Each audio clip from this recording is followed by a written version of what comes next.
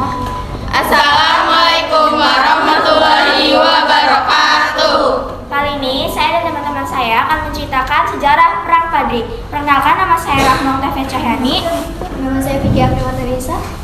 Nama saya Gedaknya Amel Syihab. Nama saya Patricia Romoli Tambunan. Nama saya Hamidah Sayyid Kisah. Nama saya Rifana Ura Zahra. Nama saya Ulfuratul Aini.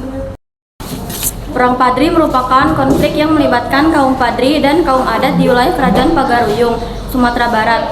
Perang Padri berlangsung sejak 1803 sampai 1838. Pada awalnya, Perang Padri diawali dari perang saudara dan berlanjut melawan pemerintahan kolonial Belanda. Latar belakang Perang Padri. Perang Padri pada diawali perbedaan prinsip mengenai ajaran kaum Padri dan kaum adat. Perbedaan pandangan mengenai kebiasaan di Kerajaan Pagaruyung antara Islam dan adat. Hal ini bermula dari kepulangan 3 orang haji dari Mekah sekitar tahun 1803, yaitu Haji Miskin, Haji Sumanik, dan Haji Piobang yang menginginkan penerapan syariat Islam secara sempurna pada masyarakat Minangkabau. Kaum adat dalam kesehariannya menetapkan kebiasaan seperti sambung ayam, judi, dan minum-minuman keras. Hal ini yang menyebabkan ketidaksepahaman kaum Padri karena melanggar syariat Islam. Perang Padri meletus sebagai perang saudara dan melibatkan suku Minang Madaling. Kaum Padri dipimpin Harimau Nasalapan, sementara kaum adat dipimpin Sultan Arif Muningsyah. Kronologi kaum Padri. Kaum Padri melakukan berbagai cara untuk mengajak masyarakat adat meninggalkan perbuatan yang melanggar syariat Islam. Hal ini menyebabkan konflik di antara keduanya terjadi pada 1803.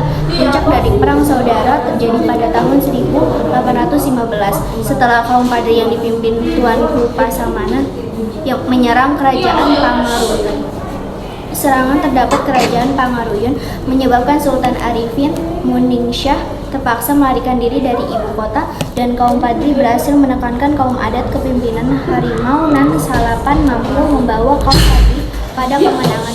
Terdesaknya kaum adat membuat kaum adat meminta bantuan kolonial Belanda pada tahun 1821. Pada tanggal 4 Maret 1822, Belanda yang dipimpin oleh Letnan Kolonel Raff berhasil memukul mundur kaum Padri dari kerajaan Pagaruyung. Setelah mampu mengalahkan kaum Padri, Belanda dan kaum adat mendirikan benteng pertahanan di Batu Samakar yang bernama Fort van der Kapellen.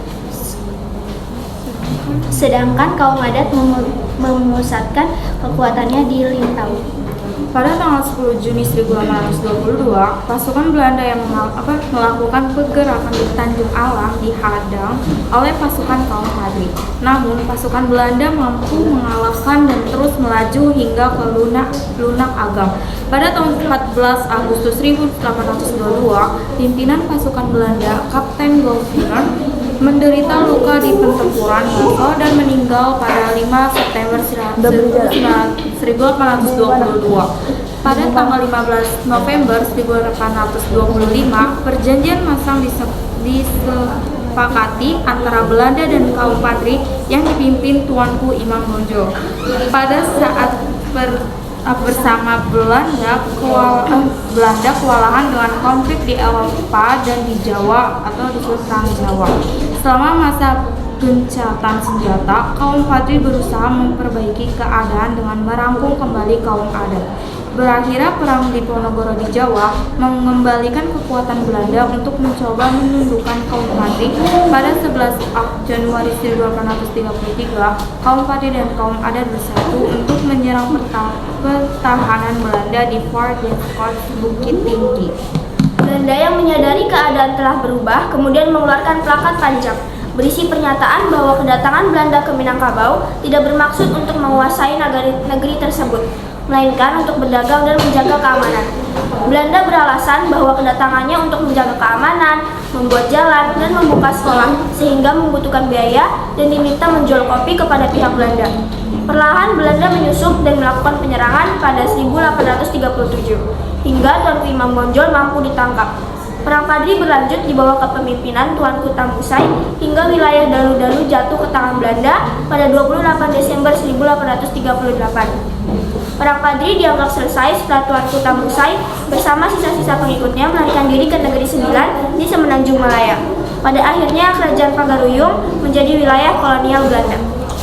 Adapun dampak dari Perang Padri yaitu Perang Padri berlangsung selama 20 tahun dari 1808 sampai 1821. Berikut adalah dampak Perang Padri. 1. Jatuhnya korban dari orang Minangkabau dan Batak Mandailing. 2. Jatuhnya Kerajaan Pagaruyung ke tangan Belanda. 3. Tuanku Imam Bonjol diasingkan ke Cianjur, Jawa Barat. 4. Lahirnya Persatuan Pemimpin Tradisional dan Agama. Sekian video resensi dari kami. Kurang lebihnya mohon maaf. Wassalamualaikum warahmatullahi wabarakatuh.